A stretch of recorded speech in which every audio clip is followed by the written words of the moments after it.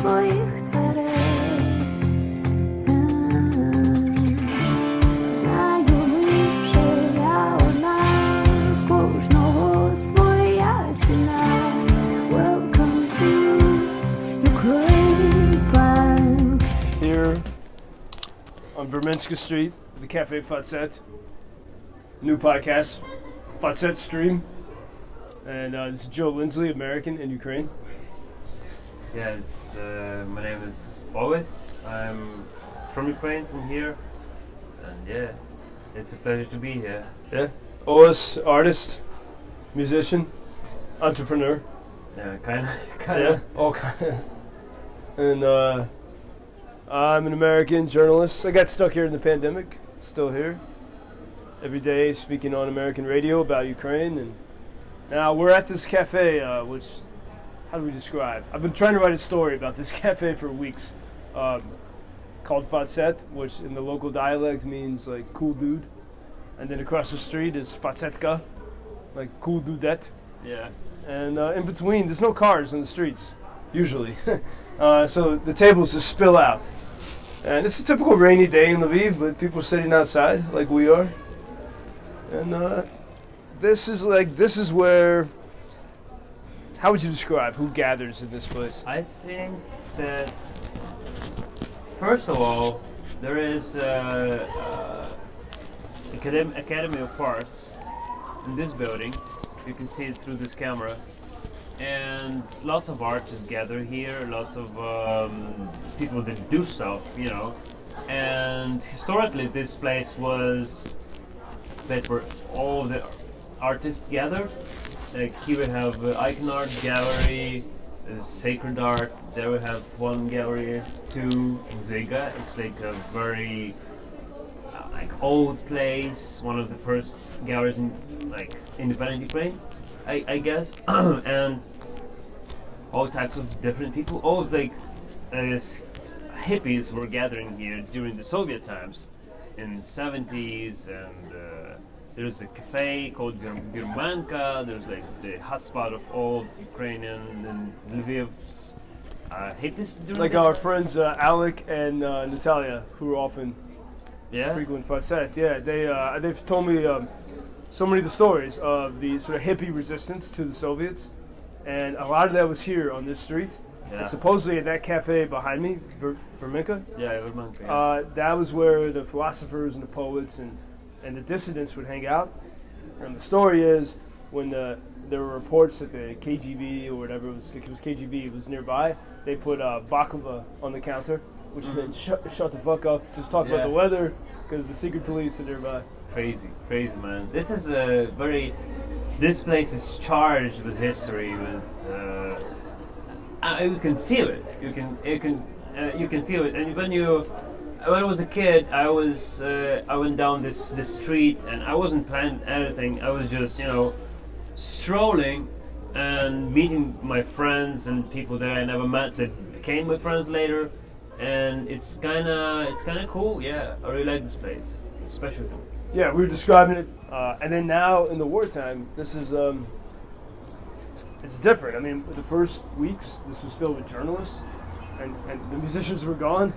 Some of them went off to fight, the artists and the philosophers, and it was filled with. It was very kind of less pleasant. A lot of journalists is digging for information from Britain and the United States, but now it's back, in many ways, and then you also have the volunteers from all over the world, from France. There were a bunch of French people here last night, Americans, Brits, Poles. So it's a great nexus of connection. Yeah, that's crazy. Your mic is taping up. I know, man. It's very classy. I need to get a new. Yeah. I think this is gonna work. Yeah, it doesn't look nice, but it'll work. Who cares, man?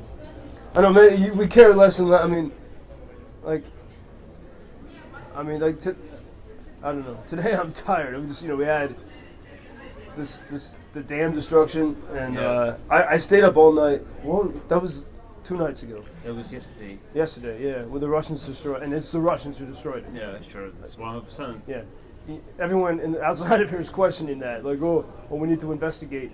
I mean, yeah, it's thing that frustrates me because when I watch like Western media, it's like accident on the dam. It's not like it was destroyed, you know. It's an accident. Something happened. Like a natural disaster. or Yeah, something. yeah. No one knows, but it's clear. I mean, it's clear what happened, and yeah, it is a very hard thing to live through, actually. Especially, I mean, I remember when I was a kid, there was a festival called Tavriski Igre. It's in Kakhovka. So it was like 2008 or something. And I was a kid, I was like watching it on TV, and I was thinking, man, this is like the most magnificent place in the world. It was happening every year, and it was Ukrainian musicians, plus like lots of guests from all over the world. And I don't really remember the exact lineup, but I remember the Run DMC was there, you know. In this little town, yeah. Novakok. So for you just to understand the scale of it, you know, Uh-huh. so it was a huge festival, and yeah, now it's just like in the midst of this huge catastrophe that is unprecedented scale, and it's very hard to actually wake up to news like that. Like every night, every morning you wake up and you grab a phone. I mean, there's this thing that's, you know, you have to do it. I mean, it's not really healthy to do it first thing in the morning, but you just, you know, wake up and you watch the news. What happened? Do you need to, like, what is happening in the world? In Ukraine? You also got to know if there's missiles on the way. Yeah. So, and there was like 3 times when I woke up shocked. First time, 4 times. First time when it was like 24th, obviously. Second time it was when nuclear power plant, Zaporizhia NPP was captured. It was very scary. And third time it was when Crimean Bridge happened, and yesterday. And it's not, you know, that feeling when you wake up and it's like everything is like, you know, everything changed. Yeah. And you immediately try to, you know, get to know what's going on. Is it like real? Like, what's going on? Yeah, it's kind of scary. Like, you know, to live through it a couple of times. You live in constant fear of something happening, and constant anxiety, and you cannot really have a rest. Like, you try to.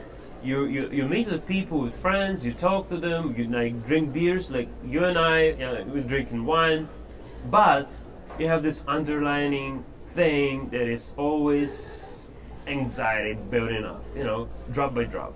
Yeah. Sometimes it's not drop, but a whole like liter of anxiety. Yeah. So how do you call a liter in the US? Gallon. Yeah, a gallon Buckets, of gallons. you know, a gallon of Yeah. anxiety is just like pouring in, and you know, but every day it's drop by drop. Well, that, you know, in the Ukrainian language, so when the alarms go off here in Lviv, and the alarms sound different in every region of Yeah. Ukraine, but here Lviv is a very poetic city. Yeah. And so the alarms, Lvova, Lvova, Povitrina Trevoha, Yeah. and that means literally like air anxiety. Yeah. Right? Trevoha means anxiety. I mean, yeah, like the disturbance. disturbance. And then what do they say when the alarm is? VDB, Povitrina. And what does that mean literally? VDB means literally. Yeah. I mean, it's beaten up, you know. But it's not. We're not about the literal translation, because it's not how it works. It's just Beaten off. Oh, it's like dismissed. Beaten off. Like literally means beaten off. Like like VDB. like we do with a bee or a fly. Yeah, something like that. Really? It's like, yeah. So, because I love that idea. Because I first thought about it. I forget the name of the band, but there's a Ukrainian band. No, a Ukrainian DJ. What does it play? I'm thinking he partnered. Topolsky. DJ Topolsky. Yeah, Topolsky. And he made a tune with he sampled the All Clear Yeah, alarm. VB Povitrina Trevoha. I heard it, yeah. And it's and then he says the words Facet, Buddha Dobre. Yeah. And it's just,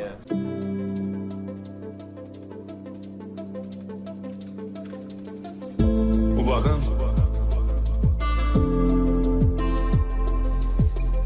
Відбій повітряної тривоги. So we find these pockets of calm. Yeah. Although if you're in a place like Kharkiv, missiles can hit regardless of whether or not there's an alarm. Yeah.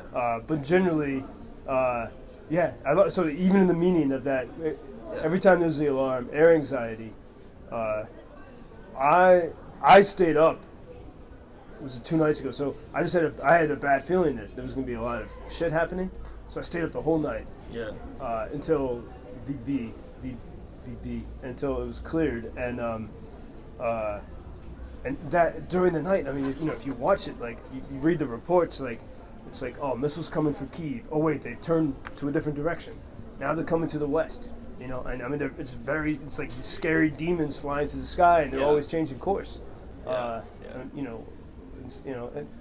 so when you sleep through it and you wake up, maybe that's better. You just. Maybe it's better. As long as you're kind of in a safe place. I remember one time when it was like the second month of invasion, and the alarm went off, and it was like whole night I was like sitting in the bathtub till like 5 in the morning, and anxious as hell because you're just getting used to it, and then like a couple of months later, I've heard the news that it was just a mistake. Some guy just like forgot to switch it off, Shit. That was funny.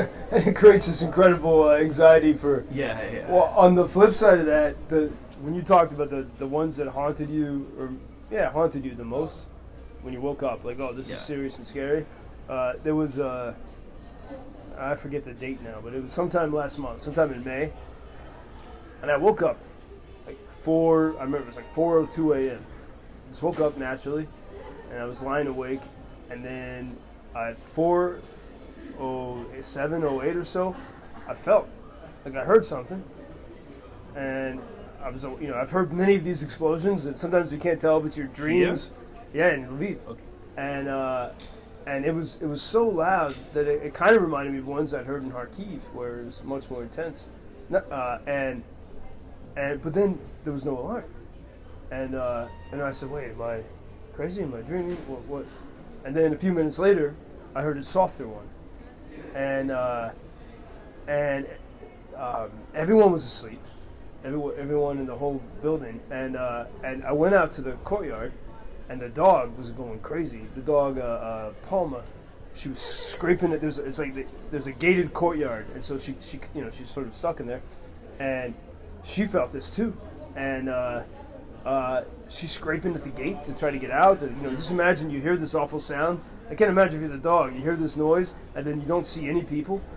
So what it was? Well, so then an hour later the alarm went off. Okay. And an hour later, which means that whatever I heard was not actually in Lviv. The alarm would have gone off if there'd been something in Lviv. And then we found out later that day that. And I can never pronounce the name of this city. Khmelnytsky. Khmelnytsky. Named after a great Cossack freedom fighter, I believe. In that city, there had been a massive Russian, strike, and there were reports in the city that windows were blown out throughout the entire city. Russians were trying to claim that they hit something that they were very successful. Whatever it was massive, because I'm convinced that that strike was at 4:08 in the morning, and so that's why there was no alarm in Lviv, because there was nothing happening here. But I felt it, and I only know a few of the people in the city who felt it. I think people, you just get used to it in a way, and there was no alarm, but that's 150 miles away, so that still haunts me. That was massive, and it means we can't, it's this is why there's a whole issue with the Russian Orthodox Church here. Like they still have people watching. They have had people watching here, and we can never get easy and complacent, and they as Ukraine has been incredibly successful, but Russia still has these awful fucking tools. Yeah, it's just I felt the first time in my life being targeted by terrorism, what it meant, what it feels like, you know. It's kind of crazy. I mean, before that, I was targeted by ads, nothing more, you know. Yeah. But terrorism, it works kind of like ads. You know, it targets your most, you know. So, for example, there was like this massive airstrikes occurred once in a week on Monday, you know. Yeah, back in October. Yeah, November. for you to fuck up all your week ahead, Dude, you know. it did. Yeah. And the thing is, like, mentally you understand that it's like the chance of your house being directly hit by a rocket, it's not that huge. I mean, there's like thousands of apartments in Lviv and in other cities across Ukraine.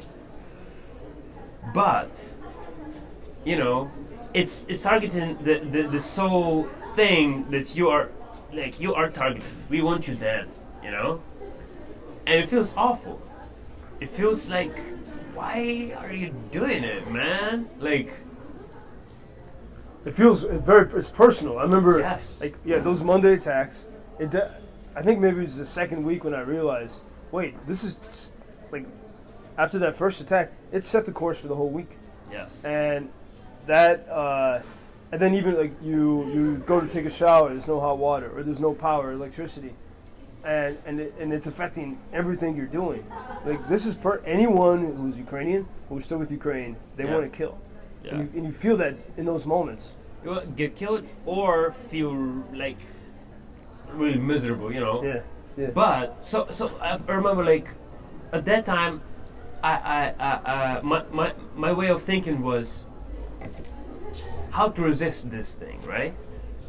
So I understood, like, to resist it means to do everything against it, you know, to enjoy life, to meet friends, to create, to laugh, to listen to music loudly, you know, to just live your life, because that's against what they want to do to us. Yeah. And it's the thing that kind of saved me, you know, because it's very easy to go like really in a dark place mentally, but yeah, kind of put it off, and lots of people did it with me, and I think yeah, that's what makes us so strong. Was there a moment? Was it on October 10th when you decided that, on that day when? Yeah. So when, I when had the whole, I mean, there were missiles. The first time there were missiles flying in a very successful way to hit infrastructure throughout Ukraine. yeah. And we had no cell phone. We couldn't talk to each other. We had no idea what was going on. What was the moment when you? So I decided, like, okay, I'll just live it through, you know, whatever. I don't have cell phone power. I can go to a park, you know, just take a stroll or whatever. I just want to live my life on, because that's what I want to do. That's what I have to do, because I have to charge my battery, because lots of energy will go towards facing the stress is going to be, you know, next week. Yeah. And so that was my strategy, to just take the most energy from everything, accumulate it, and then, yeah, you need it, you just like a little bit for this stuff, and then you just live your life. And then I realized that energy is one of the most vital things that you can own, right? Energy in your house, energy regarding your emotions, and you have to be very wise with, you know, not like spreading it away, like to think that don't matter. Just, you know, use it carefully, and yeah. And the anxiety takes up a lot of energy. So Anxiety takes a lot of energy, man. So you have to understand actually that things that you feel, anxiety is the fear of things that haven't happened yet. You know, so when you are in this moment of immediate stress, I just thought to myself, like, okay, man, you just right now you can switch off all of your thoughts about, am I getting old, or am I doing everything right, or I don't know, whatever anxiety I had besides I just switch it off because it's not useful right now. Please put it aside. And then anxiety about what's going to happen next month. That's also I can switch it off.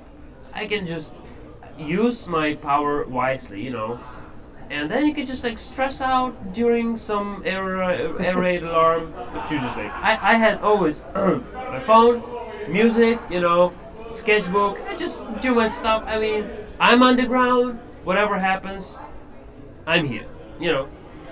And so this is wise because I think then you will have energy to do whatever. Help other people, to talk to your friends, and because there's lots of people that want your support. And how can you support people if you are like unable to support yourself? So that's why I think the mission of everyone right here, right now, is to nurture one's spiritual growth, one's mental health. To just try to feel as good as it gets. It may sound foolish. I mean, yes, everything is happening all at once, everything bad, but in order to be in okay condition to help, you need to be like kind of happy, you know what I mean? Yeah. If that's what gives you energy. Well, I think as you say this, every like Americans, we love self-help books and self-help podcasts. Yeah. And every one of these, says sort of these principles. Jordan Peterson and all that. But here, we have to live it every day. It's a matter of whether or not you survive. Yes. And whether or not the people close to you survive. And so I think Ukraine is the very best example of a self-help book. Yes. But And the thing is that you actually use it, in real life examples. So, for example, it's like using a G-Wagon for like mountain climbing, not just like for roads. Like, no one really uses G-Wagon for roads, for mountains, but it's built for it. Mm-hmm. It's the same with the self-help books. it's made for the extreme. Yeah, it's made for extreme, but people use it like in the city, Which, I think people can learn. I mean, but that's why I think even instead of don't look at those self-help books. Look at the example here in Ukraine, Yeah. and if the more we can share these stories and share these conversations, I think that becomes the best self-help book because we see these ideas now in practice, Yeah. and that's I've heard so many Americans who come here. They say they're happier here, they have purpose here, Yeah. and you have that moment when you face the fear when you cross the border here, and like you were telling me the other day, because you're going to Kyiv for business. Yeah. To paint a mural. Yeah. And you said, I said, it's amazing thing about Ukrainians. People are still going to the capital, even though it's attacked every 2 days. Yeah. And you still go. And you said, well, I said that's like the definition of bravery. And you said, oh, I'm still scared and nervous. And I said, well, that is the definition of bravery. Like when you're scared, and you still get up and face it. Yeah. And Yeah, I guess so. But I'm still really scared. But I go to Kyiv. I haven't been in Kyiv since March, and I haven't experienced this massive Intense, strikes. And I'm searching right now like for where to stay from. I have some recommendations for. I have some friends, and the thing is, like, I always ask them, do you have a shelter? Yeah. And they're like, man, like we don't use it, like whatever, and I don't know what to do. I mean, I am kind of scared to go there. Off the record, I have underground places to stay. Yeah. But Later. Yeah. But man, like when I stayed in Kharkiv, I was there in January, February, and that was every other day. 3 to 12 missiles. Mm. And I stayed at a place with there were United Nations officials staying there. So I think, I don't know, you get to the point of not caring so much, or you tell yourself you don't care, but I was bringing Americans and others there, and so I said, oh, this is a good place because the UN is there, they park their cars with the UN on the top there, and one night, maybe we've been there for a few days, it was 9 missiles, and 2 of them very close, like one of them 1 block away, another one just a couple blocks. You never forget that sound. I mean, it vibrates through your being. And we were down in the it was kind of a shelter, and the UN people were shocked. They said, "Oh, we thought we were not going to get hit." Like, Yeah. welcome to the reality. This regime does not care about humanity, and it's it's. But then a few days later, I was just exhausted from all the alarms and the attacks, and I went to sleep with my noise canceling headphones, listening. I think I told you, right? Yeah, listening to Chopin, and I slept through the worst night. I didn't hear anything. That's crazy, man. Yeah.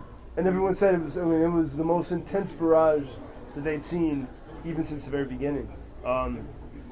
And as I woke up, my phone was dead, and I was charging it, and then I'm seeing what happened, and then I get a message saying more missiles coming. 9 o'clock in the morning. So I, scramble down as I'm running down the steps, and as I run down the steps, I hear the missiles incoming, and it's terrifying. But somehow, when you're in those situations, the adrenaline Makes it thing, yeah. Yeah, it makes it not because as long as I imagine your building gets hit. After one of those attacks in Kharkiv, I went with some friends. It was a Sunday morning attack, and the missiles hit before the alarms could sound. They came from the Belgorod region of Russia, and we go to the street, and man, it was like the facades, like a beautiful street like this in Lviv. And the facades of buildings on both sides were blown off. And you could see people staring on like a stray balcony here or there, just staring in a daze. They'd just been having their Sunday morning coffee or maybe still asleep. And everything was, and it was just, but it was awful, but then at the same time, you already had the World Central Kitchen there, serving people coffee, people cleaning up the street. It was just, as I looked at, you could see inside people's houses, and it was this diorama of resilience that I saw, and as awful as it was. I've been to Kharkiv before the full-scale war once, and I really like the city. It was my first time there. It was 2021 autumn, and it's so clean and nice, and so many nice parks, and people there are just unbelievably cool, and lots of architecture. It was like this famous building, the first, it was the biggest building in the world the year it was constructed. What's it called? It's called. It's on the main. It's the big square. Yes. I want to say. 1 second. I forgot. Something like Ziegendorf. No. It's not Ziegendorf. It's Dersprom. Dersprom. Yeah. Sorry. I have. I have a terrible memory, but whatever.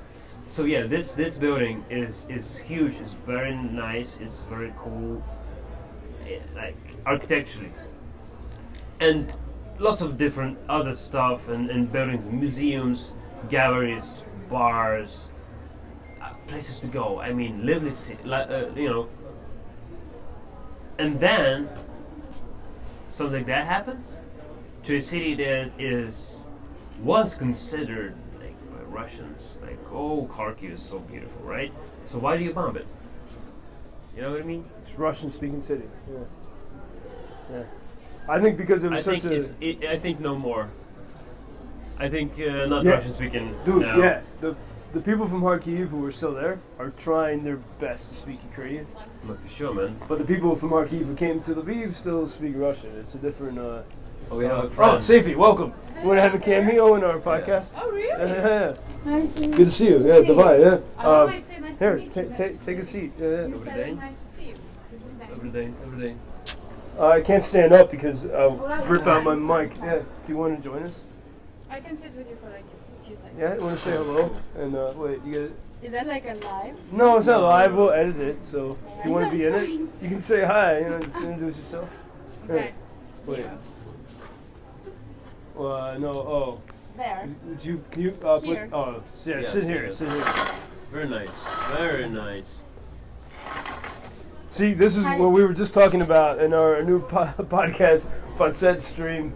How this cafe is such a nexus of cool people, and you don't have to text people. You always see Yes. the people you know. It's So I was even afraid to go this way because I need to go to that shop, the socks shop. Yeah, I see. And I was afraid that like when you get here, it's like what is it called, like Bermuda's Triangle. yeah. You get here and then you cannot. Yes, you disappear and you cannot get out. Because if you're running late, you have to avoid this street. Of course, Yeah. you have to. Safiye, from your family's from Crimean Peninsula. Yes. You're from I'm Original- Crimean Tatar. Crimean Tartar. You were making some amazing Crimean Tartar food Yes. a few weeks ago. We were all together in the mountains. Yeah. And And we can't seem to, say goodbye to each other because like we gather here. This is the epicenter of the whole thing. Everyone gathers here like a magnet, like everyone's like. the Facet. And then we try to scatter, and then we're like again. Yeah, like day after day. Yes. Yeah.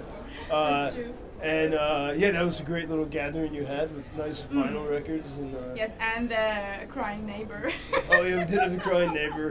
Yeah. Yeah, but it's fine. Like I haven't seen him after that, and I hadn't seen him before. Like it was the first time. And he wanted to send everyone to fight. Where we had some soldier friends at the party already. Yeah, I think that would be like it's good that it ended like that. Yeah. Oh, you haven't been there, so it's like the guy came and he said that we were making a lot of noise, but it was my fault because he wrote me first on my phone, but I didn't know even where my phone was. I found it after an hour after that under some pile of coats or like some things, and I'm like, oh, my phone. And then he was writing like, hello, this is like your neighbor from downstairs, like you're making a lot of noise, shall I call the police? And then an hour after that he came. So Okay, so he did try to, yeah. he did try, yeah. Well, So you know. but it's fine. It was the first time in my life that the neighbors shouted at me because of being loud. Yeah? So I was even happy because I'm like, I'm a rebel now. And then it was hard because people wanted to sing, but you know, Yes. it's the same here when people are singing on the street, and then sometimes And then police sometimes the neighbors love it because it's beautiful songs about Ukrainian identity and but sometimes they get sick of it, Yeah. because when it's every evening, you're like, okay, it's very beautiful, but shut. shut up, yeah. Well, we were just talking about the need to have these moments of joy, Yeah, sure. in the war, and it's we need the music and the singing together. It's And crucial. It's essential, actually. So. people also need sleep when there's no alarms. I guess that's the other. Yeah, that's the other part of that. You taught me so much about Crimea, and it was great. And then before I spoke with Jamala, the great Ukrainian Yes. Eurovision winner who is Yeah. from Crimea. Actually, at the in Liverpool this year, when there was this like party and they were cooking, I have a friend. She's a chef, and she's from Novakhovka actually. So I was This is where on the line. the dam Yes. was. The Russians destroyed the dam. Yes, Yeah. and I was on the line with her like the whole day, like asking, maybe you need some help, maybe your relatives need some help, because they are there, all the friends, and they don't respond, so there is no connection with them still. Still. Yes. And she's like, no, it's fine, but like I'm waiting for a date. So I said, like, if you need anyone to like me to host anyone from your friends, so you can just text me and they can crash at my place, so it's fine. And then so she's a chef, and she was making yantiks with my recipe. Like Yantik is how do you describe it? It's like flatbread, sort of. It's kind of like the dough is very simple. It's just the flour, the water, and the salt. So you make a dough and you just make it very round, flat dough, and then you fill it with the filling is well, traditionally it's meat. Yes, minced meat. What else? Minced meat, pepper, salt, and a bit of parsley, because parsley goes with meat, and the dill goes with potatoes. You can also make potato filling. They can be vegetarian as well, and then even vegan actually. So, and then like she was consulting with me like how to make it best, like what to serve it with, which salad, etc. And she was making them there at that in Liverpool. Oh, amazing! So, yeah, that but- is one of the most delicious things I've had. Your Oh, Yantik really? in the Carpathians. Nice. I think the Carpathians also play their part. When you're eating food in the mountains, in nature, it's always The tastier. special ions in the air. Yes, and yeah, she was making this like the recipe of my grandma reached London, reached Liverpool. Yes, it's so nice. Hey, this is an unexpected question, but what I thought you might have good opinions on it. What do you all think about this? There's a New York Times story last week about, or a couple days ago, that about Nazis in Ukraine, and that they found a few photographs with people with so-called Nazi patches, like Lviv lions and all that. Did you see the story? No, I haven't. So it was a big story in the New York Times, and it's just bad timing, and a lot. It's just really. Like, I've seen some of these patches. Some of it's just the Lviv lion that the Nazis tried to take in the 1940s for their own. But I don't see Nazis here. I haven't. There are a few foreign fighters who came here who were inspired by, like, ironically, they believed Putin's propaganda. Like, oh, Nazis, and then they come here, and then people are like, please get out of here. Okay. But Well, I don't know. I haven't read the story. I Yes. don't have an opinion, but I think such things happen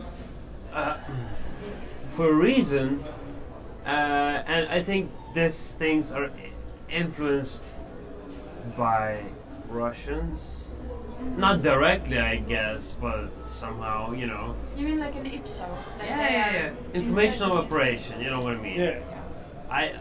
I don't think that New Yorkers think that here are lots of Nazis and stuff. I believe it's not like that. There are some, like, I was at the Lviv Media Forum just a week ago, and the main topic actually was, well, it wasn't like in the headlines the main topic, but in the couloirs, yes, they were all, and even in some panel discussions, like, Western people, they are mostly very afraid that Ukraine will become next imperialistic country, and they are thinking all the time, like, how do we not let Ukraine become a new empire? So Really? Yes. Jeez. And this is like, what about we think about how to end this war with giving us more support, yes, and just like I don't know. Well, yeah, they are also doing a lot for helping us, but it's not enough because the war is still ongoing and nobody stops Russia. It's just like yesterday, they blew up the dam, but then UN posting in Twitter, "Happy Russian Language Day." Really? Yes, you haven't seen it. No, Happy Russian Language It's Day. like a joke, What? It was like a joke. I mean, it's not actually a joke, but it looked like a joke Yeah. to me. Yeah, it must have been I a mean, parody. Yeah. Are there like kidding? What? Yes. It's like Happy Russia's Day. Let's blow up the dam, and it's like this Yeah. dam was built by Russians first, And they destroyed. They created ecological catastrophe Yeah. back then, and now they are creating another ecological catastrophe by blowing it up. So Why do we sit around and still praise them? And they should be expelled from everywhere, and they should be sent back to their country. Yeah, and no one wants it. They can just stay there. Yeah. Yes. Yeah. And then, but you know, there was one speaker, Oksana Zabushko. She's a writer, and she said, like, the culture works on a personal level. So that thought is like going on in my head all the time. And when I talk to people, I see, like, for example, you didn't know a lot about Crimean Tatars, right? Yeah. But then you met me and I told you the story. But then imagine if I was a Russian person. Yes, I was I don't know, a Russian girl. Well, probably you wouldn't even speak to me, but still, like. I would tell you like a lot of stories about how Russia is great, and about Bulgakov and how he's, I don't know, amazing guy and he wrote amazing piece. But then, like, you would still try then if you know that I am like probably a good person. You would think like, okay, well maybe Russians are not that bad. They also did good things, and it works on like personal level. That's where you get trust as people you know. Yes. Yeah. So you get into trust, and then it's very hard to expel such a person from your from anywhere in your how do you say, like Your circle of in your influence. circle. Yes, Yeah, yes, yeah, yes. So that's, I guess, how it works, and we should do the same, but with Ukrainian and with Crimean Tatar culture. We should talk to people. We should educate and not like school them, but educate with different things. Share what you know. Share your culture Share your and your reality, experience. and that's like, I mean, I had there was a reporter from I can't say from where, top American publication, and I hadn't seen this reporter since before the full-scale invasion, and recently the reporter was here in Lviv, and the reporter knew that I had been in some hot spots, knew I'd seen a lot of difficult things, and yet the first question of this reporter to me in Lviv was, we were having a drink, and the reporter said, "How have you been in Lviv despite all the nationalists?" Like, and you know, I think the misconception, if you walk around the city and you hear people singing, and then you hear people say Slava Ukraini, Heroyam Slava, and then Slava Nazi, which means glory to the nation. Yes. But if you're very Narrow-minded, American yes. focus, so everyone is Yeah. speaking English, not understanding there's other languages in the world, Okay. you'd hear that and say, and you're looking for a clickbait story, there's 100 people that just said glory to the the Nazis. Nazis. Yeah, and it's simply because they don't know. It's a different language, Ukrainian. The word for Nazi is Narzisst, but Yes. it's a German thing. They're saying glory to the nation.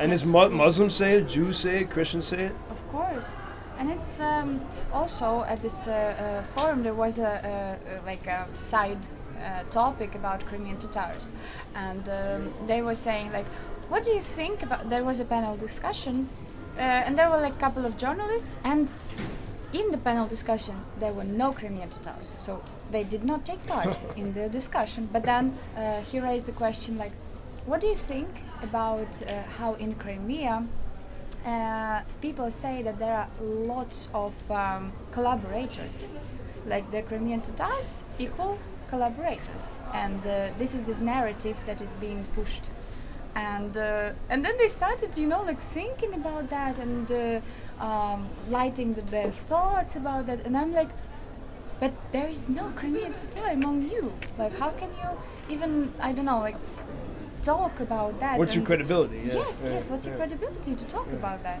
And but again, there was one girl from Kazakhstan, so she's Tatar, not Crimean Tatar, but Tatar, and this is where the confusion is. So why we are trying to call ourselves Kremlin now? Because we want to eliminate that part with Tatars, because we are always getting equaled with them, like we are like you are Tatars, well, who cares which Tatar, like Kazan Tatars or Kazakhstan or Tatarstan or whatever. So but we are not, we are absolutely different nation, yes, it's absolutely different ethnical group. So Yeah, we got to listen to the people in the actual Yes. place where they're from. And Yaro, you want to? We're closing up our first podcast here. Do you have any? So we have extra guests. I mean, like Yeah. this is actually a living room, right? Yeah. yes. So this is Safiye. This is my friend Yaroslav. Nice to meet Nice you. to meet you. Yaro, would you like to say Yaroslav. anything? Or no? Yeah. No, I have one. I think we can share mics. I have mine. Oh, cool. You Yeah, have right, one. yeah, Yeah. yeah. And Safiye, I know you were on the way to urgent errand. Well, yeah, But I have a couple of minutes. It's very valuable to have you I here. guess Do you need a drink, by the is way? it going No, to thank work you. like? I just had a very good lunch. Do you know this place, Ramen Mall? Ramen Mall? Yes. No, never It's heard the of it. best ramen in town. Yeah? You have to try it. Yeah. I'll send you the address. Cool. Nice. Yeah. It's very good.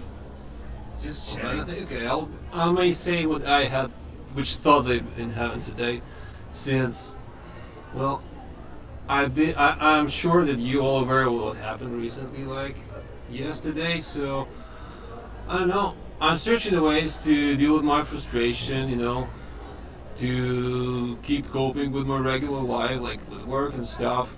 Fortunately, I can. I'm trying to help like animal funds and stuff like that. So basically, the whole day today I spent like gathering stuff for the dogs. Oh, for dogs affected by the floods Because Right. of the Russians exploding the dam. Yeah, there is a place they're collecting stuff Mhm. today till 8 p.m. because they have a car going there tonight. So Going to somewhere in Kherson. yes, to the Kherson region. So basically, I also have a tenants from Kherson, and I haven't spoken to them yet. Well, the saddest thing about it that they had to leave like end of this month back home to Kherson. Really? Yeah. So, you know, even if you're like living in Lviv your like regular life, you're still like crisscross with Affected by all this. yeah, affected about all of this. But I think like in 2 weeks, maybe a month, the war will come down and we'll see the consequences, but we'll have more like a clear view what to do next. Less rush, you know.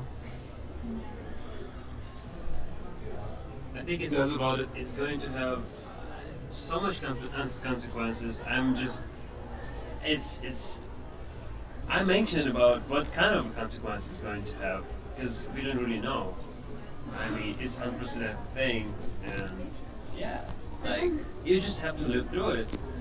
And you know, the thing is like it's overlapping. You know, overlapping tragedies. It's not just like one thing happen. It's happening every day, and it accumulates. It's kind of crazy. I mean, how strong mentally you have to be to live through it all the time.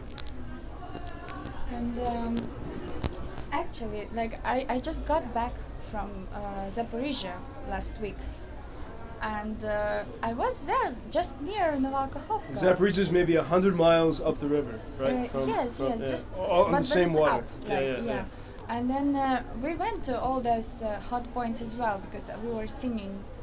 I was singing for soldiers, and it was crazy. Yesterday in the morning, I wake up and I see like this news, and I was like, what? Like they couldn't. I mean, I didn't believe it first, and then I started to see. Yes, they did it. Like I see people today are even gathering water here in Lviv in plastic bottles, like big bottles, to send to those regions, and even like the scale of how to say agrarny, like agrarian, yes, like agrarian catastrophe as well. Yeah. This is It's like the the most region. fertile land. Yes, Yeah, it's yeah. most fertile land, which feeds the whole country basically. Yeah, basically everything. Tomatoes, Yes. watermelons. And There and the wheat, yes, is also there. So they don't even right now. They are at this point where they do not allow to water anything around because they are trying to preserve water for people as well and for other essential things because water is quite essential. And That's kind of I mean, like first they tried to took electricity from us. yes, Now they're trying to take water. yes. Take water from us. So it's. I mean, you cannot live without it. That's why I really am frustrated with leaders from around the world and the media. And then, as we were talking about earlier, they make it sound like, if you read the headlines, it's like, oh, there's some kind of natural disaster in Ukraine. And if people only look at the headlines, really, and then oh, we're trying to figure out who caused this, Ukraine. Russia caused it. No matter, Russia caused the entire war. Yes. But this is in Russian territory. I'm sorry, Ukrainian territory, but Russian-controlled, by Russia. occupied territory, which means that we'll never actually know the details because there's no free speech, there's no reporter. It's anything controlled by Russia. You can never find out the truth of anything, and that should be the story. But Because- instead, we have this should just. That's why I'm a little worried when I see the weakening of resolve of people in the West. I think people get scared, but and if you look at as Hitler was starting to lose World War II, he started to attack Yes. German infrastructure, and it's he didn't want to give it to the Allies, and he was just going more and more crazy. And I think Ukraine is so close to victory, and the closer it gets, it's going to be more intense than it's ever been. I cannot Yeah. even imagine what will happen to Crimea. because if they are doing this already so close to Crimea, yes, then like I cannot imagine. It's the same thing as they did with Simferopol Reservoir, which is the biggest water reservoir, which was also crime because they wanted to get more water in Crimea. Crimea is very After the dry. Russians took Crimea. No, not in 2014. It was after the war in like 50s, 1950s, and there was no coming water in Crimea. Never. It is very dry region, and the like Aboriginal people who lived there, they knew how to get water out of the land. Yes, because the water is preserved underneath the earth. It's not on the surface. But then they put this what do you call it, like the canal, which was going from Dnipro River, and they flooded a lot of areas in Kherson region, and then they put water in Crimea, and they flooded like a few villages where the water reservoir stands now. It also dried out after Ukraine cut the water after the occupation in 2014.